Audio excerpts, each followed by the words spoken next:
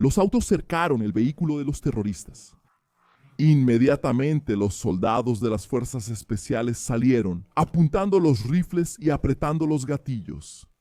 Ese fue solo uno de los asaltos de los israelíes contra líderes islámicos irresponsables por atentados terroristas. Era parte de una lucha incesante, tanto en la frontera de Gaza como en Cisjordania. Escuadrones de diferentes fuerzas especiales israelíes formaron parte de la reacción a los actos terroristas de Hamás, el 7 de octubre de 2023. Y ataques de otras organizaciones fueron fundamentales en diferentes misiones, algunas de ellas dignas de escenas de cine.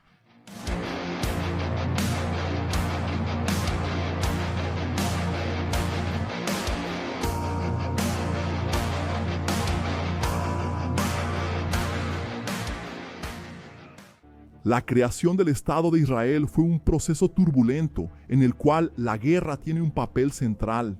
Desde el momento de su declaración como nación hasta los días de hoy, no es que el territorio no tenga su propio historial de guerras. Al final, donde el ser humano pisa, la sangre forzosamente alimenta la tierra y los ojos se inundan de lágrimas. Los hebreos fueron dominados por asirios y babilonios, para después ver a estos dos últimos pueblos caer ante los persas. Alejandro Magno derribó el imperio persa en el siglo IV a.C. y sus despojos dejaron la región de Palestina bajo el dominio de sus sucesores. Luego llegaron los romanos en el siglo I a.C. y después los bizantinos, sustituidos por los califatos islámicos que surgieron y cayeron en las arenas del desierto después del siglo VII de Cristo. Los cruzados cristianos causaron su alboroto durante unos 100 años, alrededor del siglo XIII después de Cristo, pero con visitas violentas de los mongoles y luego la dominación de los musulmanes nuevamente. Los turcos dominaron la región en el siglo XVI, teniendo varias disputas, incluso con Egipto, hasta su caída en la Primera Guerra Mundial. Los británicos se encargaron de todo el caos hasta que se dieron cuenta del problema en el que se habían metido y dejaron el lugar para que los problemas se proliferaran por sí solos. En medio de tantos conflictos y fuerzas opuestas, era necesario vivir la guerra en lo más profundo. Entender cómo tantas estrategias, generales y ejércitos surgieron y entraron en declive en esas tierras. Los israelíes vivieron guerras contra múltiples grupos armados, enfrentando a los estados vecinos o librando batallas poco convencionales, principalmente con los palestinos. Por eso sus fuerzas especiales se volvieron tan importantes. Se puede decir que estos grupos de comandos, que hoy actúan en misiones de reconocimiento o actividades de contraterrorismo, tuvieron su origen décadas antes, cuando Ariel Sharon, quien algún día sería primer ministro de Israel, combatió en la llamada Batalla por Jerusalén. Sharon estaba enlistado en la Haganá, la organización paramilitar sionista que operaba junto a los británicos en esa época.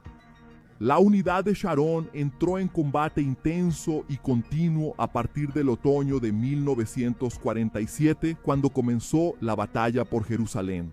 Con pocos recursos para mantener el control de las carreteras, el equipo de Sharon adoptó tácticas de ataque rápido y evasivo contra las fuerzas árabes cerca de Kfar Malal. En grupos de 30, los soldados realizaron incursiones frecuentes en aldeas árabes, puentes y puestos estratégicos, además de emboscar el tráfico entre las aldeas y las bases enemigas. En 1953, Sharon fundó y comandó la Unidad 101. Ya en las Fuerzas Armadas de Israel, ellos tenían tácticas de maniobra usando pequeñas unidades y técnicas especiales de infiltración y exfiltración. Solo formaba parte de la 101 quien fuera invitado. Al año siguiente fueron unidos al batallón paracaidista 890 para que su experiencia fuera transmitida a las Fuerzas Armadas. A partir de ahí, las fuerzas especiales y las agencias de inteligencia fueron esenciales para la supervivencia. La presidencia de Israel estando involucrada en operaciones importantes, así como en polémicas. El Mossad fue sin duda el servicio de inteligencia más conocido. Fundado en 1949, surgió como parte integrante del Estado que debía proteger. Su lema fue tomado del libro de Proverbios: donde no hay consejo el pueblo cae, pero en la multitud de consejeros hay seguridad. Pero hay más historias que contar, como la de la Agencia Mexicana de Inteligencia Militar, la organización responsable de la inteligencia militar, y el XIMBET, el Servicio de Seguridad Interna. Así como muchas otras unidades, algunas de las unidades especiales estuvieron entre las primeras en responder al ataque terrorista del 7 de octubre. La lucha contra Hamas en esos días y después incluiría operaciones especiales importantes, además de la recolección constante de información por parte de las agencias de inteligencia. El ataque terrorista del 7 de octubre fue uno de los hitos en la historia, un momento en que Israel vivió una de las peores masacres contra sus civiles. Cientos de muertos, decenas de personas secuestradas en una invasión que tomó por sorpresa a muchos militares desprevenidos y desató una ola de violencia. Civiles en sus casas y niños que vieron a sus padres morir frente a ellos. Las barreras físicas y morales fueron quebradas. Ese día, tropas especiales de Hamas, como la fuerza Nukba, invadieron por mar, entrando en bases costeras de los israelíes. Miles cruzaron la frontera israelí para poner en práctica la operación Diluvio de Awax. Hamas entró en puestos de las Fuerzas de Defensa de Israel, tomando por sorpresa a los presentes. Fue un día violento que solo anunciaba meses de más violencia por delante. Drones fueron lanzados por Hamas en ataques como nunca antes lo habían hecho. Esos hombres de Hamas que entraron tenían como intención el terror, la muerte y el secuestro, sin ningún tipo de duda. Sus propias imágenes mostraron cómo encontraron a civiles desayunando y dispararon sin pensarlo dos veces. Esos hombres corrieron por esas casas para matar y secuestrar.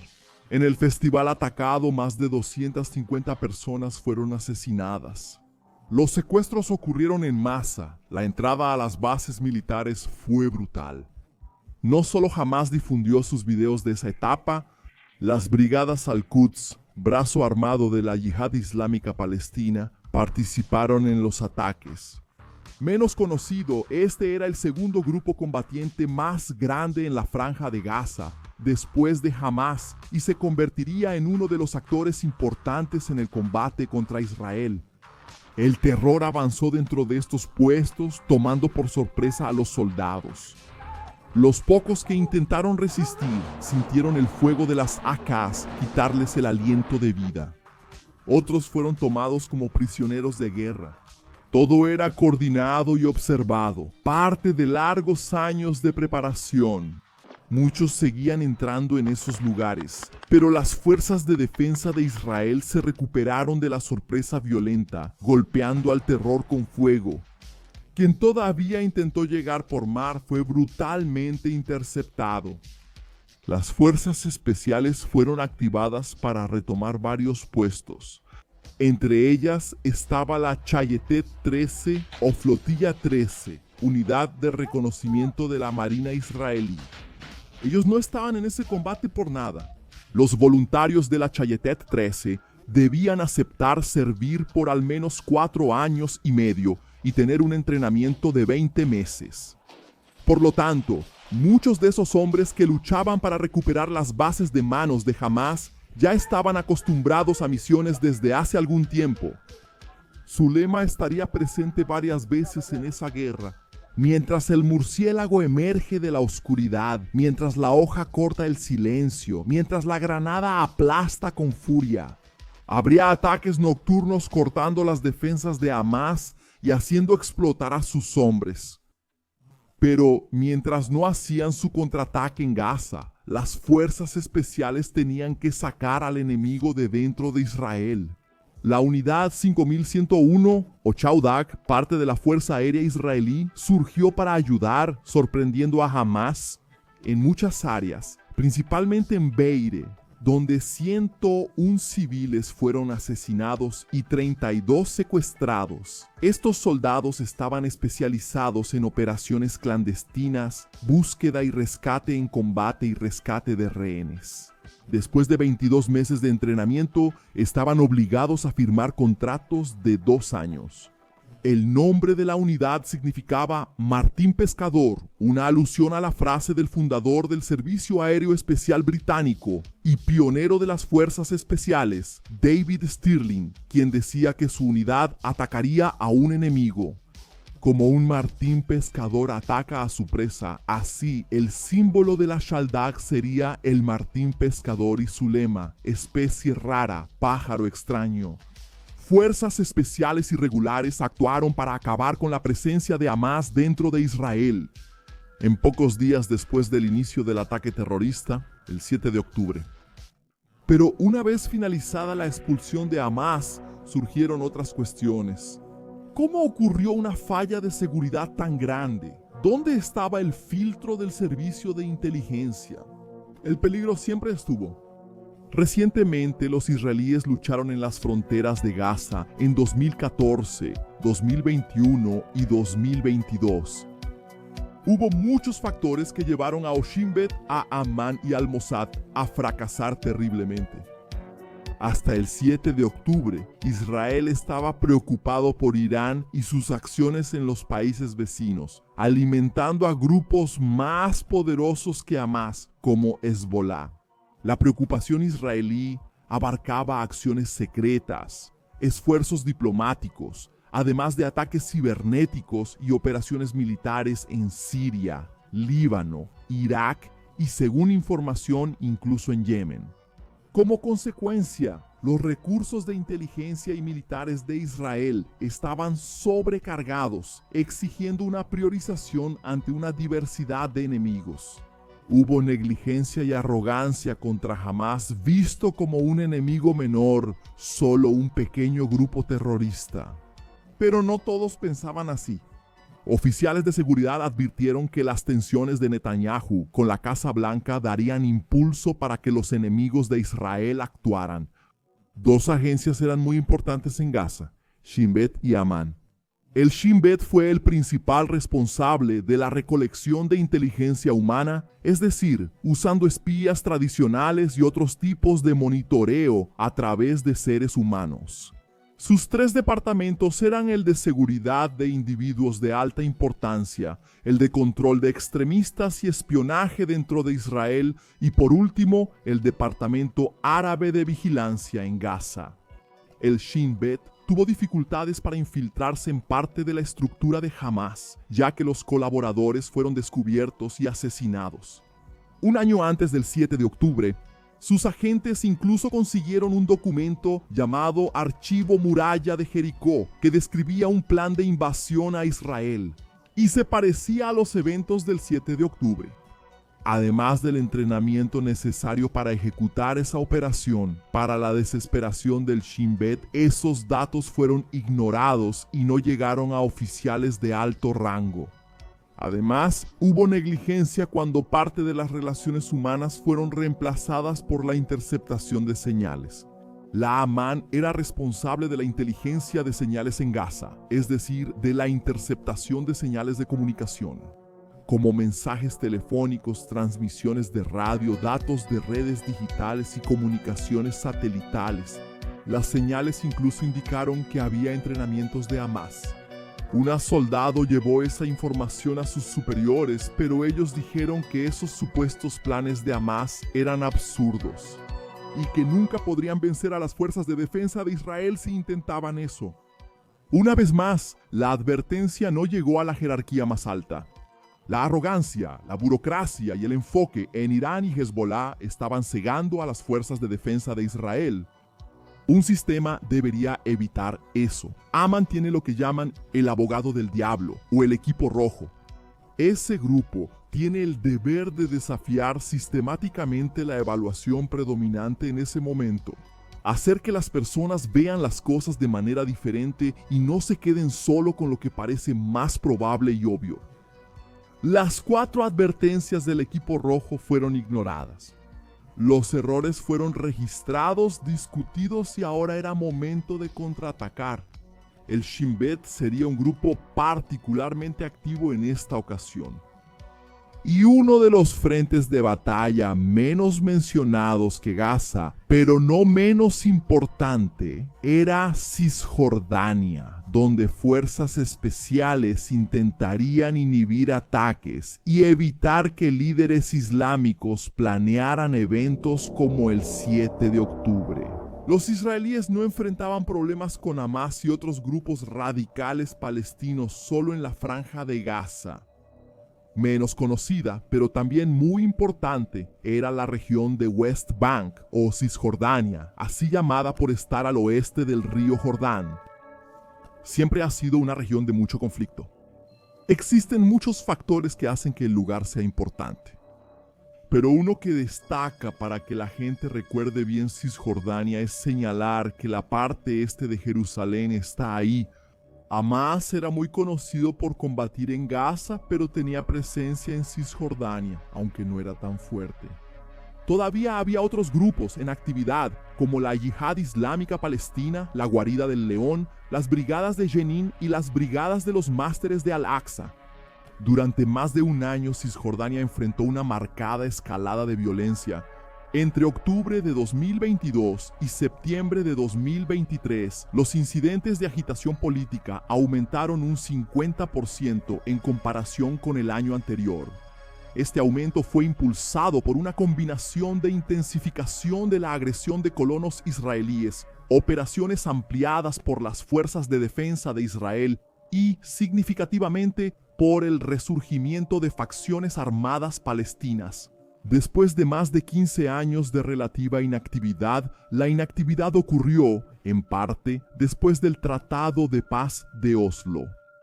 Pero hablando de radicales, aunque no sea el tema aquí, es fundamental recordar que la violencia no provenía solo de los palestinos. Colonos israelíes extremistas atacaron repetidas veces, llegando al punto de que el grupo israelí Hilltop Youth fuera designado por el Departamento del Tesoro de los Estados Unidos y sufriera sanciones. Regresando al tema, los enfrentamientos entre grupos armados palestinos y fuerzas de seguridad de Israel aumentaron más. A pesar de que existen grupos como la Policía de Fronteras de Israel, había al menos una unidad fundamental en estos enfrentamientos, la Yaman, la Unidad Nacional Antiterrorismo.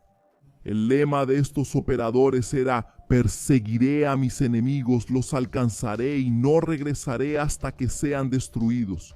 De hecho, persiguieron a varios de ellos en el S-Bank. Muchos de estos terroristas iban camino a un ataque o eran líderes de escuadrones radicales. Aquellos hombres que luchaban contra las actividades terroristas eran reclutados únicamente de entre veteranos de las unidades de combate de las Fuerzas de Defensa de Israel o de la Policía de Fronteras de Israel, que ya habían terminado su servicio militar obligatorio. Además, el soldado ya debía haber servido en una de las fuerzas especiales y haber completado un entrenamiento de 7 meses.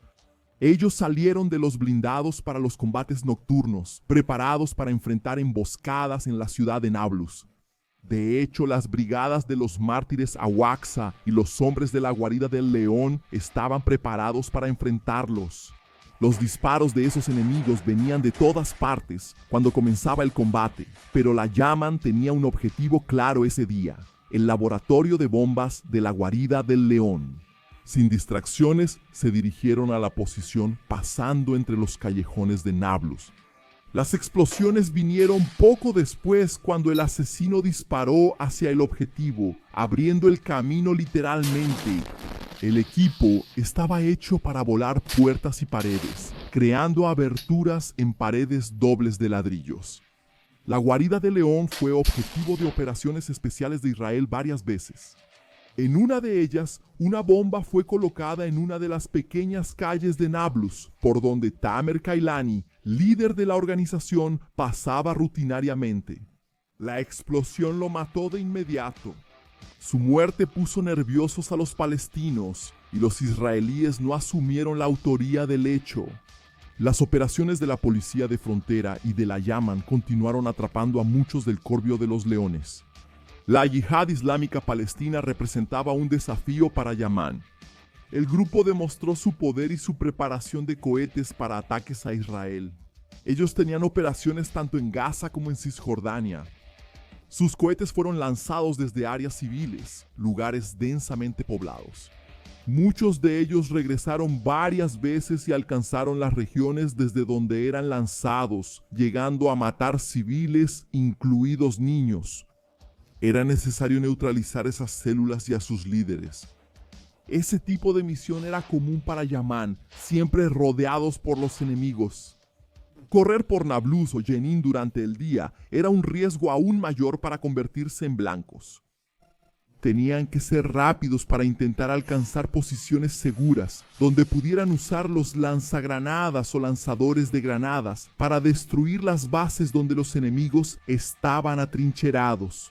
Los disparos de los rifles en una de esas bases antes de la guerra reciente atravesaron el cuerpo del comandante superior de la Yihad Islámica, Farouk Salamei. Muchos de los combatientes palestinos no morían así. Los drones estaban apoyando, detectando sus movimientos y lanzando las bombas, que acabaron con la resistencia en el camino de Yaman. La defensa de esos grupos palestinos no era aleatoria.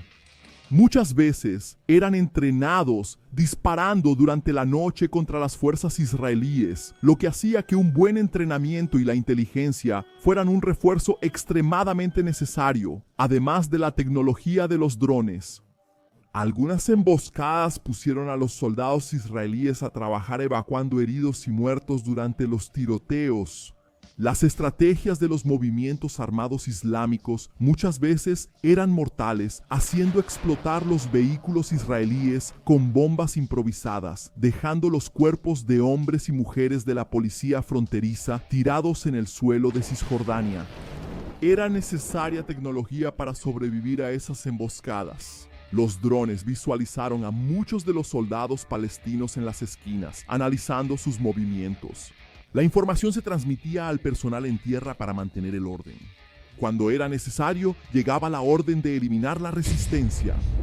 Ese análisis tenía que ser cuidadoso para evitar desastres, como el día en que adolescentes vestidos de negro, como tantos combatientes de la Yihad Palestina, lanzaban pequeñas bombas a los israelíes y terminaron siendo baleados en Jenin.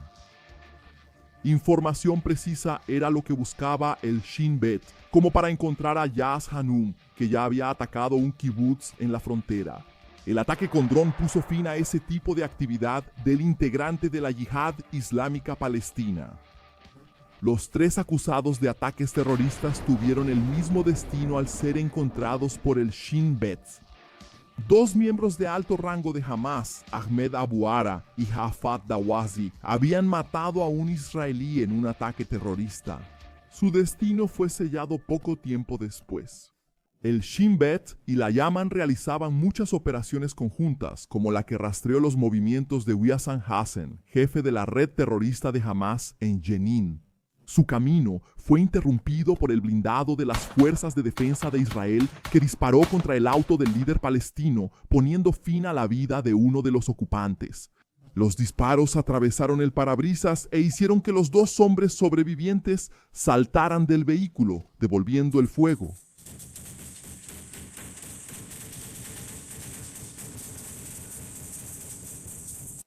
Corrieron protegidos por el auto que detuvo el avance de la Yaman. Una lástima para ellos que su auto no detuviera el camino del dron, que abrió fuego contra uno que huía. El segundo se detuvo por un mero momento, sintiéndose seguro y con el pecho jadeando de cansancio. El fuego llegó poco después. Los combates y tiroteos eran muy intensos para Yaman. Sus soldados se arriesgaron en varias partes de Cisjordania, incluso en Tulkar, donde encontraron al líder local de Hamas, Ashraf Naf. Él fue responsable de la producción e instalación de explosivos contra las fuerzas de la Improvised Explosive Device, así como del reclutamiento de agentes para Hamas. Durante un tiroteo con las fuerzas israelíes, Ashraf fue detectado por los drones. Estaba recargando para volver a enfrentarse a las tropas enemigas cuando el dron lo alcanzó. Los espías de la Shin Bet encontraron el centro de comando de Hamas en Jenin y pronto el lugar fue explotado, manteniendo la presión.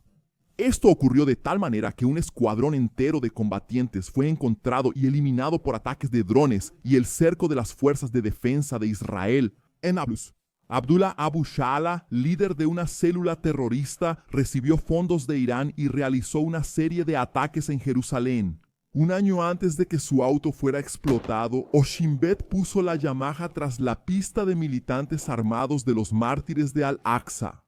Los drones seguían a los hombres desde que los espías delataron su presencia. Ellos entraron al auto sin saber que estaban siendo observados. Las órdenes por radio pusieron al Yamaha en movimiento para interceptar el vehículo enemigo. Los operadores salieron de los autos acribillando el automóvil objetivo con los proyectiles. Los disparos atravesaron impunemente las puertas y los vidrios, atravesando los cuerpos y los asientos del vehículo.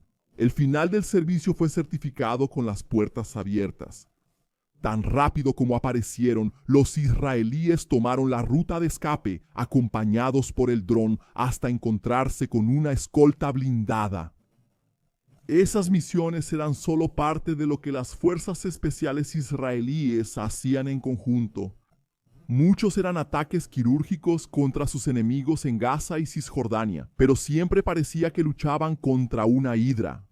Por cada cabeza que cortaban surgía otra, peor aún. Como si no fuera suficiente la propaganda de los grupos extremistas, los actos terroristas de Hamas y otras organizaciones y el financiamiento externo. La historia de tantos conflictos solo servía para avivar aún más el fuego en la región. Cuando ocurrían desastres, con bombardeos que mataban familias enteras, o colonos israelíes disparaban contra agricultores palestinos. El ciclo se alimentaba plantando semillas de odio que florecían en corazones endurecidos, cuyo único objetivo era destruir a su vecino enemigo.